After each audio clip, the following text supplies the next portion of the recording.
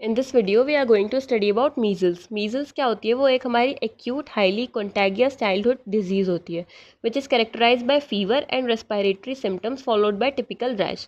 इसका causative agent कौन होता है? हमारे measles कौन cause करता है? measles RNA virus. इसकी मॉर्फोलॉजी की बात करें तो ये हमारा पैरामिक्सोवायरस की फैमिली से बिलोंग करता है. ये हमारा रफली स्फेरिकल होता है इसमें हमारे प्लियोमॉर्फिक पार्टिकल्स होते हैं able to assume different form. मतलब ये जो मीजल्स होता है वो हमारा इसके अंदर एबिलिटी होती है कि वो डिफरेंट फॉर्म्स को एज्यूम कर सके. इसका साइज़ होता है हमारा 120 to 250 नैनोमीटर और एनवेलप जो होता है उसमें हमारे फ्यूजन प्रोटीन प्रेजेंट होते हैं. इसका जो न्यूक्लियोकैप्सिड होता है वो हमारा हेलिकल होता है, tightly coiled helical nucleocapsid surrounded by lipoprotein envelope. ये हमारा स्ट्रक्चर होता है हमारा मीजल्स का. इसमें हमारा ये देखिए न्यूक्लियोप्रोटीन प्रेजेंट है, फॉस्फोप्रोटीन प्रेजेंट है, इसमें मैट्रिक्स प्रोटीन प्रेजेंट है और ये हमारा फ्यूजन प्रोटीन प्रेजेंट है. ये हमारा मीजल का स्ट्रक्चर है. फिर इसके हम कल्टीवेशन की बात करें तो जो मीजल वायरस होता है वो ग्रो करता है वेल ऑन ह्यूमन और monkey kidney and human culture. इसके रेजिस्टेंस की बात करें तो ये हमारा लायबल होता है.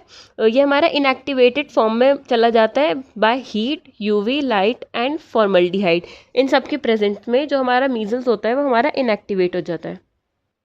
नेक्स्ट हम इसके पैथोजेनेसिस की बात करें तो इसमें आएगा सबसे पहले हमारा ट्रांसमिशन मैंने आपको बताया था रेस्पिरेटरी रूट से ट्रांसमिट होगा बाय ड्रॉपलेट इनहिबिशन या फिर बाय एरोसोल्स. फिर स्प्रेड मतलब ये कैसे कैसे फैलेगा तो direct contact with respiratory secretion and aerosols created by coughing and sneezing. किसी ने कफिंग और स्नीजिंग हुई किसी को और फिर बराबर वाले ने उसको ही इनहेल कर लिया तो उसे भी मीजल्स उसकी बॉडी के अंदर चला जाएगा. फिर टारगेट साइट मतलब ये कहाँ पर टारगेट करेगा तो ये प्रीडोमिनेंटली टारगेट करेगा on epithelial surface of body. जहाँ पर एपिथेलियल सरफेस पर ये डायरेक्ट टारगेट करेगा which include skin, respiratory tract and conjunctiva.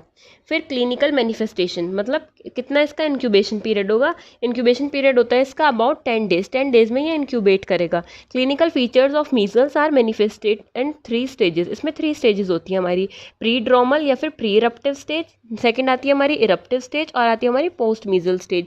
जो हमारी प्रीड्रोमल स्टेज होती है ये यूजुअली स्टार्ट हो जाती है आफ्टर 10 डेज ऑफ इन्फेक्शन और ये लास्ट करती है 3 to 5 डेज तक. इसमें क्या क्या होता है, हमें फीवर होता है, स्नीजिंग होती है, नेजल डिस्चार्ज होता है, हमारी आई जो होती है वो रेडनेस हो जाती है आई में और ब्लूइश वाइट स्पॉट हो जाते हैं विद रेड बैकग्राउंड.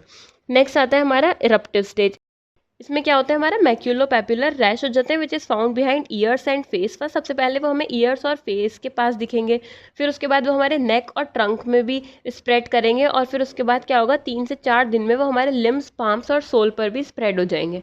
फिर इसके बाद आएगी हमारी पोस्ट मीजल स्टेज. इसमें जो हमारे कॉन्स्टिट्यूशनल सिम्टम्स होंगे वो डिसअपियर हो जाएंगे लेकिन जो इसमें हमारा चाइल्ड होगा वो सिक ही रहेगा और उसका वेट कॉन्स्टेंटली वो लूज़ करता रहेगा.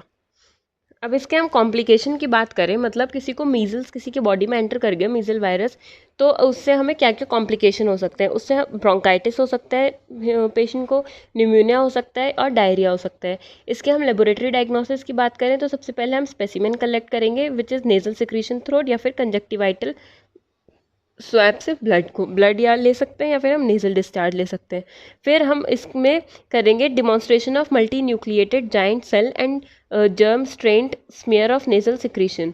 फिर इसके बाद होगा हमारा IFA, फिर आएगा हमारा वायरल आइसोलेशन और फिर उसके बाद आएगा हमारा सीरोलॉजिकल डायग्नोसिस.